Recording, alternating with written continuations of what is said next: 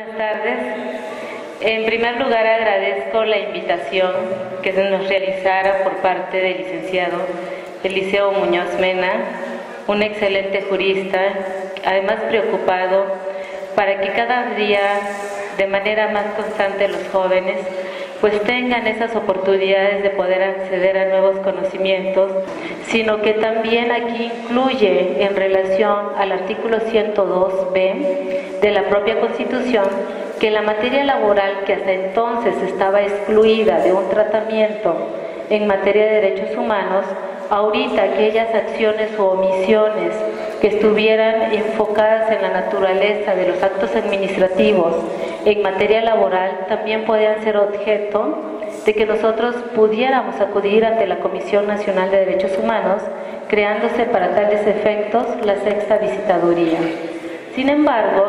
todo esto no hubiera sido posible si nosotros no tuviéramos también incorporados dentro de nuestro régimen lo relativo a los tratados internacionales. Estos tratados internacionales, que aunque hay una gran extensión de los mismos dentro de lo que es nuestro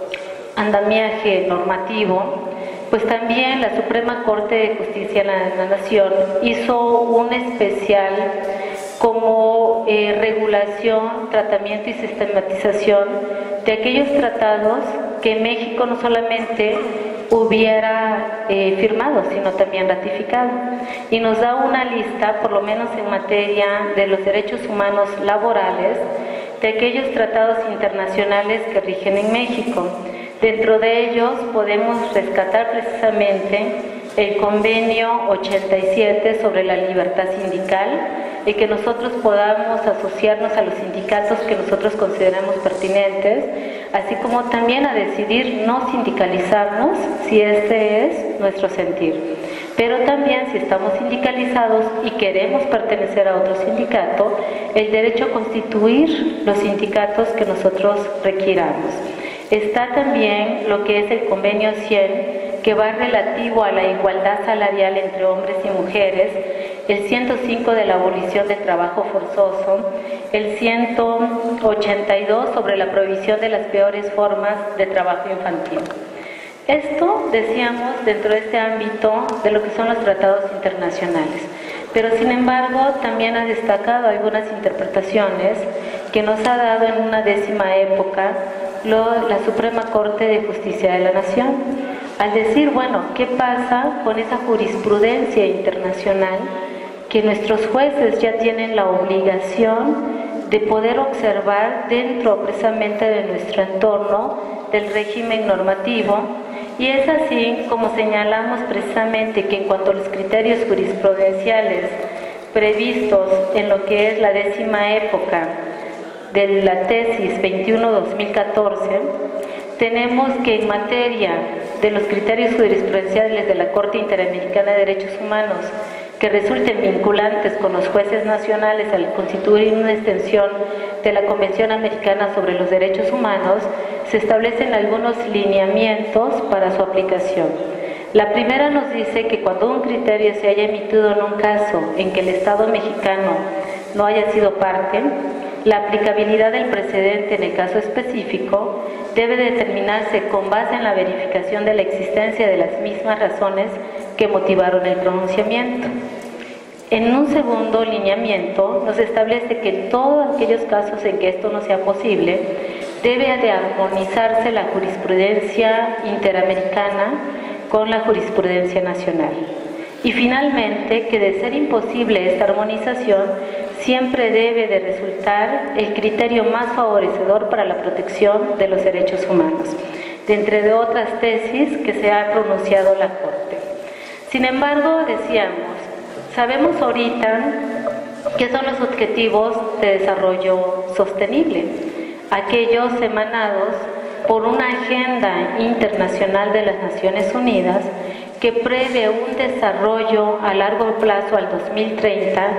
donde se erradique la pobreza para todos. Pero dentro de los mismos objetivos también nos dice que todos nosotros tengamos la oportunidad de tener un trabajo decente, que tengamos un medio ambiente sano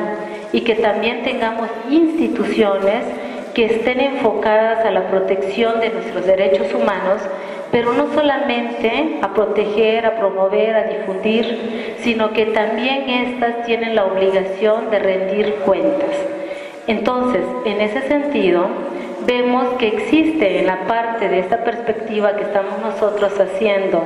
en relación a los objetivos de desarrollo sostenible en materia de derechos humanos laborales, que existe todo un régimen internacional a través de los cuales nosotros observamos normas que pueden ser de aplicación precisamente en México para la observancia de los derechos humanos laborales. Sin embargo, tenemos que hacer una vinculación, es decir, ¿qué pasa con los objetivos de desarrollo sostenible y qué está sucediendo con los derechos humanos laborales en México? Es así como podemos prever que en la Agenda 2013 para el Desarrollo Sostenible en materia de derechos humanos laborales se sentaron ciertas bases. ¿Cuáles son estas bases? Primero, que se observe de la Declaración Universal de los Derechos Humanos. Segundo, que se observen los tratados internacionales en materia de derechos humanos. Y tercero, de que se incorporen aquellos objetivos de desarrollo del milenio que no hubieran tenido un resultado favorable al 2015. Es así como cada uno de estos países que conforman las Naciones Unidas se han visto obligados a decir es que tengo que observar los objetivos de desarrollo sostenible. Además que es una obligación que se establece dentro del seno de las Naciones Unidas para los estados partes. Es más, en el estado de Chiapas, si ustedes observaron en las noticias de los últimos 2 meses, nuestro gobernador dio a conocer la necesidad de incorporar en la Constitución a los objetivos de desarrollo sostenible. Se establece que dentro de estos 17 objetivos y las 169 metas, las metas que tienen que ver de manera específica con la materia laboral, en materia de derechos humanos laborales, son los siguientes. Es la meta 1.5, que habla acerca de fomentar la resiliencia de los pobres y las personas que se encuentran en situaciones de vulnerabilidad. Para ello, la Fundación Rockefeller estableció un programa de apoyo económico para 100 ciudades consideradas como motores de ciudades resilientes. ¿Qué característica tienen las ciudades resilientes? Que una sociedad resiliente es aquella en donde la población es capaz de salir adelante a pesar de los obstáculos climáticos y de las condiciones humanas que impiden su desarrollo. La Fundación Rockefeller a nivel internacional, para el caso específico de México, designó a 4 ciudades resilientes en México, ciudades que evidentemente reciben un apoyo económico de esta fundación. Estamos hablando de la Ciudad de México, de la Ciudad de Guadalajara, de Ciudad Juárez y precisamente de Colima. Tuxtla Gutiérrez se incorporó de manera voluntaria al programa de ciudades resilientes, que claro está, vamos a ver qué tanto la ciudad, en este caso de Tuxtla Gutiérrez, a partir del último fenómeno natural climático que se desarrolló el día viernes, tiene precisamente ya la incorporación de ciertos criterios para que la población pueda salir adelante de esos infortunios, que es precisamente el objetivo de las sociedades resilientes, que podamos tener la capacidad para que a pesar de las adversidades podamos reconstruirnos y salir adelante. Decíamos, la ciudad, en este caso, de Tuxtla Gutiérrez, se incorporó a este programa de las Naciones Unidas el 1 de abril del 2016, apenas hace algunos meses, y pues también señala dentro de estos objetivos que es considerada la ciudad 3000 que de manera voluntaria ingresa a este programa, que decíamos son muy diferentes a aquellas que la misma Fundación Rockefeller designó, porque una sociedad que se incorpora a la campaña no necesariamente tiene los recursos, pero sin embargo las ciudades que la Fundación Rockefeller designa, esas sí les dan presupuesto y recursos para establecer programas pilotos para el desarrollo de ciudades resilientes. Esto tiene que ver también con las últimas reformas que se dieron a la Ley Federal del Trabajo, cuando incorporan precisamente dentro de lo que es la misma ley dos nuevos tipos de contrataciones, los que son las contrataciones de capacitación inicial, así como el contrato a prueba. En la meta 5.4 tiene que establecer el reconocimiento y valoración del trabajo doméstico. En ese sentido, tenemos un artículo constitucional, pero de la Constitución Política del Estado de Chiapas, que hace alusión precisamente a que debe de valorarse en Chiapas el trabajo de las mujeres en cuanto a este trabajo doméstico desarrolla, y establece también algunas pautas que deben de observarse en caso de separación o en caso de divorcio. La meta 8.3 tiene que ver con la promoción de políticas orientadas al apoyo de actividades productivas, pero también a la creación de lo que se le conoce como trabajos dignos o trabajos decentes. La meta 8.5 está vinculada a generar empleos plenos y productivos, estos para todas las personas que estamos ubicadas en el Estado y a nivel país. La meta 8.7 está vinculada a la erradicación del trabajo infantil. Por eso también en junio del año pasado se dio una reforma muy importante en materia de erradicación de trabajo infantil, que la vamos a comentar en unos momentos más. La meta 8.8 tiene que ver con proteger todos aquellos derechos laborales y promover un trabajo que sea de entornos seguros, lo que es la seguridad e higiene, incluidos también el trabajo de los migrantes, de mujeres y de niños. Y por último, otra de las metas de los Objetivos de Desarrollo Sostenible, que están vinculadas de manera directa con los derechos humanos laborales, es el punto 10.4, la meta 10.4, vinculada especialmente a establecer algunas medidas fiscales, salariales y de protección social para lograr una mayor igualdad. En este tenor, nosotros también hemos venido observando que al momento en que México, al ser parte de las Naciones Unidas y estar, por decir de esa manera, las naciones nada más te sugieren, ahora sí que adoptar ciertos principios y cierta agenda. No podremos decir de que te obligan, sin embargo, una sugerencia en el ámbito internacional es el equivalente a una obligación. ¿Por qué? Porque si no adoptas una agenda, ¿qué es lo que sucede? Que cuando tú como país vas y solicitas un empréstito internacional, te dicen, México, ¿qué estás haciendo con los Objetivos de Desarrollo Sostenible? No, pues es que ni siquiera lo celebré ni lo adapté. Entonces, ¿qué es lo que sucede? Que te dicen, pues entonces no te vamos a poder realizar empréstitos, porque pues tenemos que observar que hay otros países, hay otras partes que forman parte también de las Naciones Unidas, que sí están enfocadas a que haya un crecimiento que sea equitativo, sostenible e inclusivo para todos. Es así como también pues los países se ven obligados en este momento a adoptar estos objetivos. En este sentido, para que en México se lograra la inclusión de los Objetivos de Desarrollo Sostenible, fue necesario realizar toda una serie de reformas constitucionales y reglamentarias que permitieran hacer compatible la normatividad interna con los tratados internacionales, con el régimen internacional, específicamente vinculados a los Objetivos de Desarrollo Sostenible.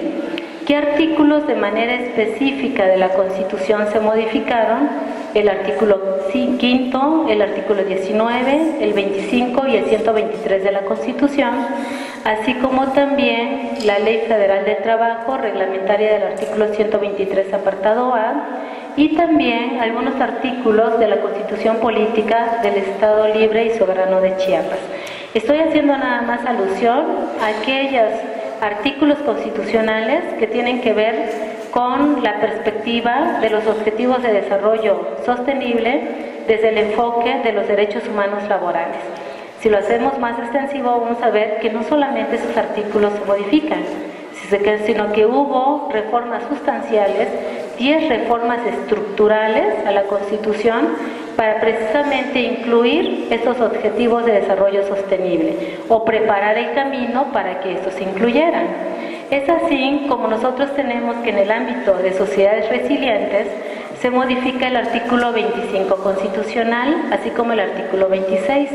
El primero de ellos que nos habla de la Rectoría del Desarrollo Económico, que debe de estar orientado a la sostenibilidad y sustentabilidad,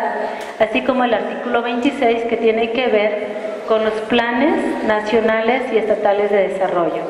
¿Y por qué los planes? Porque decíamos, de nada sirve una norma, de nada sirve un plan, si no tiene una estrategia que te dé recursos para aplicarlo.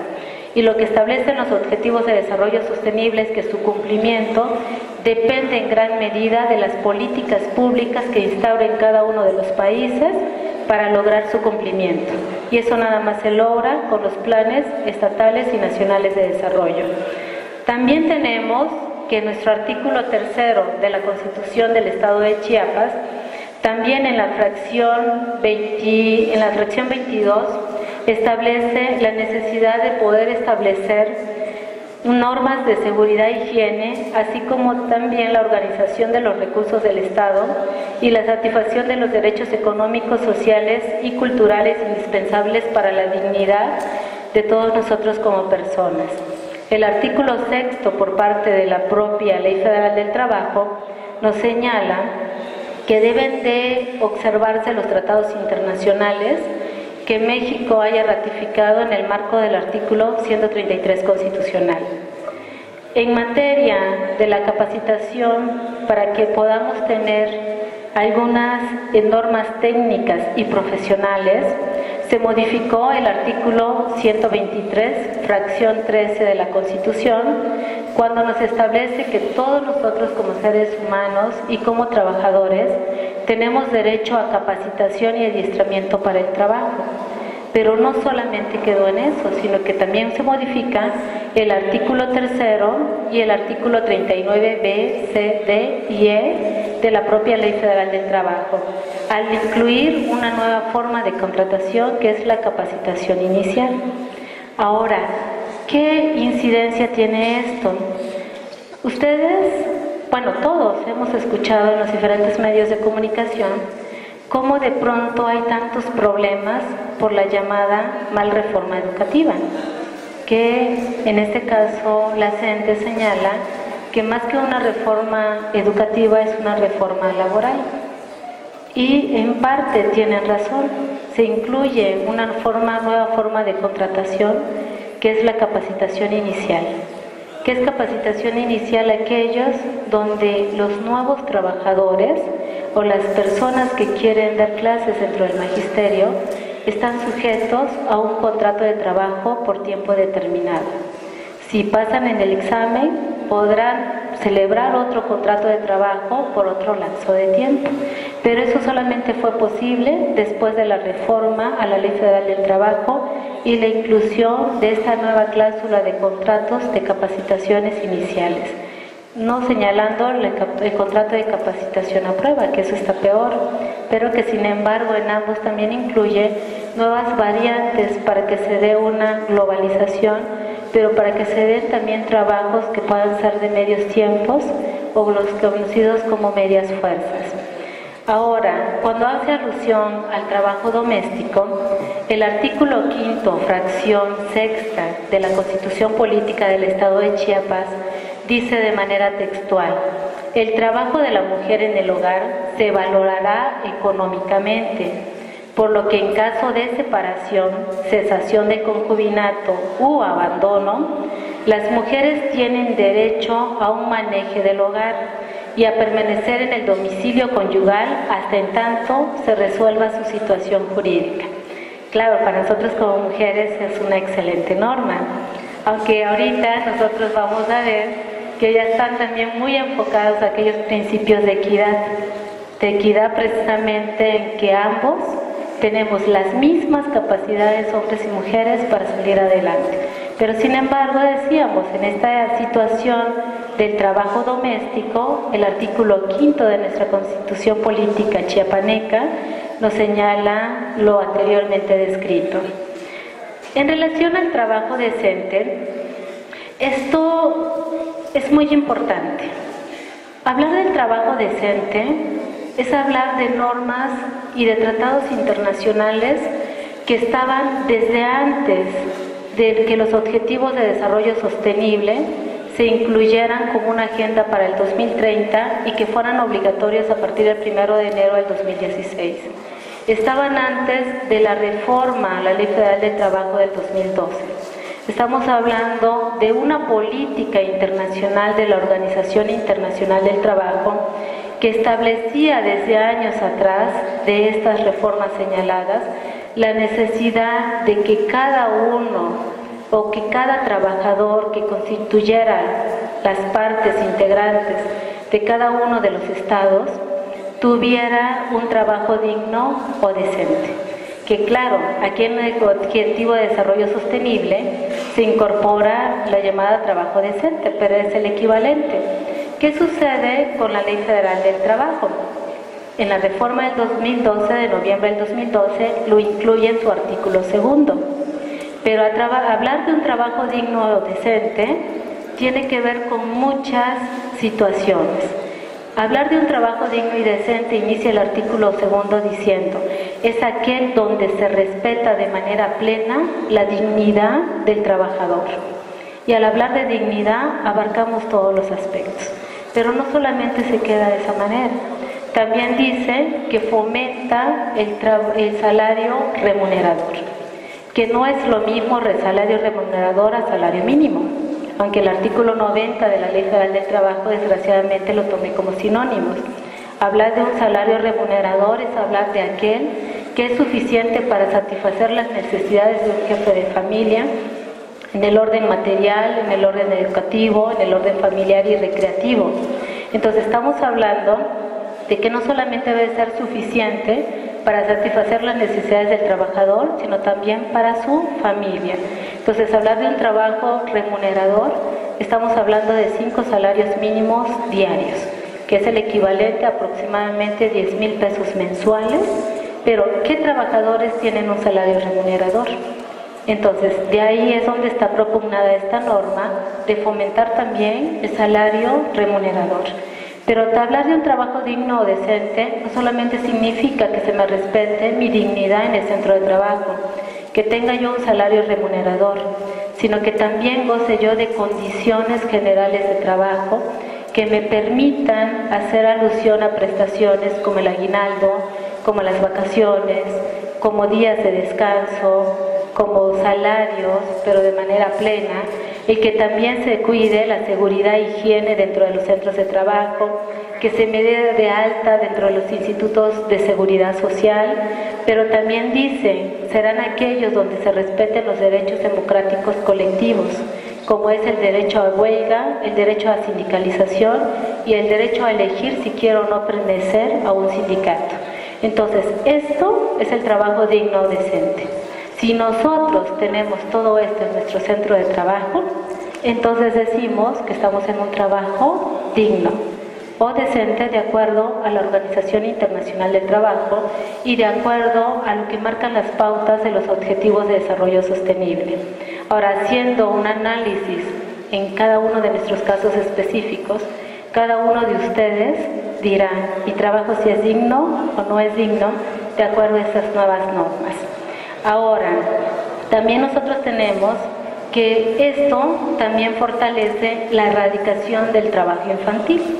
y la erradicación del trabajo forzoso. Del trabajo forzoso ya habíamos hablado anteriormente. Nosotros tenemos un artículo 5 constitucional que nos hace alusión precisamente a que nadie se puede dedicar a la profesión, oficio o industria siempre y cuando éste no sea de su entera satisfacción para poder dedicarse. La característica nada más es que sea algo que tú quieras desarrollar y que sea lícito.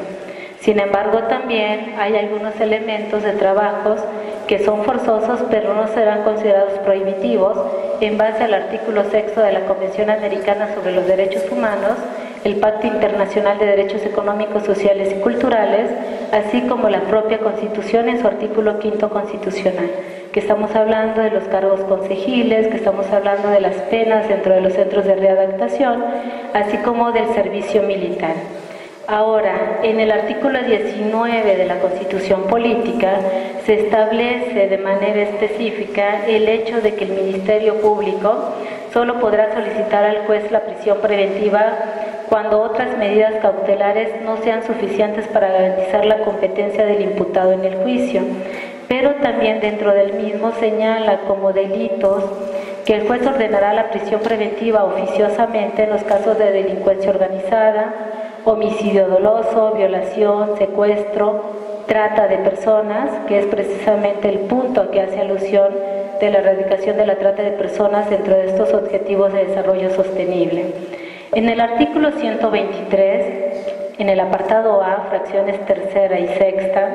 se nos señala también que debe de prohibirse el trabajo de menores. Sin embargo, en ese sentido, hubo una reforma muy importante en junio del año pasado, el 12 de junio del 2015, que se celebra el Día de la Erradicación del Trabajo Infantil, en donde se señala que la edad mínima para el trabajo de los menores tiene que ser de 15 años, ya no de 14 como nosotros lo teníamos considerado. El trabajo infantil es mayores de 15 años y menores de 16. Entre el lapso de 15 y 16 estamos hablando que está permitido el trabajo de menores. De acuerdo a la última reforma, anteriormente era el artículo 14, pero esta reforma a la Constitución también trajo como un indicativo las reformas al apartado de la Ley Federal del Trabajo, que tiene que ver precisamente con el título quinto bis, del artículo 173 al 180, el artículo 22 y el artículo 23 de la Ley Federal del Trabajo, donde nos dice incluso qué pasa cuando nosotros violentamos las normas y tenemos a un menor laborando con nosotros fuera del círculo familiar y fuera de la edad especificada por la ley. En este caso se nos aplica el artículo 995 bis de la ley, que nos dice que se aplicará de 5,000 veces el salario mínimo o bien prisión de 1 a 4 años para aquel patrón que esté o que tenga bajo contratación a menores que están dentro de la edad no considerada por la ley. El artículo 3º de la Constitución Política del Estado de Chiapas se radica o más bien se enfoca a que ninguna persona en nuestro estado, en su fracción cuarta, nos dice debe de estar sometido ni a esclavitud, ni a servidumbre, ni a trata de personas. Y para ello no solamente hay una ley general, sino también una ley estatal para prevenir y erradicar la trata de personas. En cuanto a otras de las metas de los Objetivos de Desarrollo Sostenible, está precisamente el de garantizar a los migrantes lo que es un trabajo seguro. Esto se manifiesta en el artículo también 123 constitucional, así como en el artículo 4 de la Constitución Política del Estado de Chiapas. En este artículo 4 nos dice, en la fracción tercera, el respeto y protección de los derechos humanos de los migrantes, entre ellos el derecho a la salud, derechos laborales, derecho a la seguridad pública y a la procuración de justicia, serán de observancia dentro del Estado de Chiapas. Y finalmente, también tenemos que dentro de las últimas metas está el de adoptar políticas que vayan enfocadas a una protección salarial, a una protección fiscal que garantice mayores condiciones igualitarias. Esto está derivado del artículo 123, fracción séptima, fracción 24, fracción 27, inciso F, fracción 28 de la Constitución Política en su artículo 123, así como en el artículo 3º, fracción 23 de la Constitución Política del Estado de Chiapas, que establece la necesidad de que tengamos precisamente salarios que puedan ser acordes a nuestras necesidades. Finalmente, tenemos qué pasa con la inclusión de los objetivos de desarrollo sostenible precisamente en México. Y para ello hacemos hincapié a lo que habíamos dicho. Las reformas a la Ley Federal del Trabajo del 2012 e incorporadas precisamente en el artículo segundo, párrafo segundo de la Ley Federal del Trabajo, los tratados internacionales que México ha celebrado y la observancia de los derechos humanos laborales no tendrían una razón de ser, de una verdadera verificación, si no los incluimos dentro de los planes nacionales y estatales de desarrollo. De nada sirven las normas si no tenemos cómo ejecutar recursos para su observancia dentro de nuestro país. Es así como en el Plan Nacional de Desarrollo 2013-2018, con nuestro actual presidente de la República, se incorpora un eje llamado México Próspero, que en su objetivo 4.3 establece la necesidad de promover el empleo. Para ello también fija como estrategias el privilegiar la conciliación para evitar conflictos laborales, el establecer el equilibrio de los factores de la producción para promover la paz laboral, el promover el trabajo digno o decente, la empleabilidad y la capacitación para el trabajo, promover el respeto de los derechos humanos laborales y de seguridad social, contribuir a la erradicación del trabajo infantil, fortalecer los mecanismos de vinculación y colocación laboral, consolidar las políticas activas de capacitación para el trabajo, fomentar la productividad laboral con beneficios compartidos, tutelar los derechos laborales individuales y colectivos, así como proveer las negociaciones contractuales entre los factores de la producción, diseñar un proyecto de seguro de desempleo y coordinar su implementación, no solamente como aquellos que manejan los bancos, sino ser ya un programa nacional de incorporación, fortalecer y ampliar la cobertura inspectiva en materia laboral y promover mejores condiciones de seguridad e higiene. En ese sentido, porque son importantes en este aspecto las inspecciones laborales, porque de acuerdo a la Organización de Cooperación de América del Norte, celebrada entre México, Estados Unidos y Canadá en el marco del Tratado de Libre Comercio con América del Norte, se nos señala que para que unas mercancías que se van a exportar a otros países se garantice que cumplen y que están observando la normatividad laboral, tienen estas que especificarse dentro de las inspecciones laborales. Inspecciones que se desarrollan precisamente en esta actividad y en ese marco están en posibilidades de exportar sus productos en el comercio exterior. Es así como también el artículo 18 del Reglamento General de Inspecciones y Aplicación de Sanciones a nivel nacional dispone que las autoridades podrán, a solicitud de la parte, realizar inspecciones de asesoría y asistencia técnica, así como fomentar entre patrones y trabajadores un cumplimiento voluntario de las obligaciones laborales. Es así como realizamos esta vinculación de los objetivos de desarrollo sostenible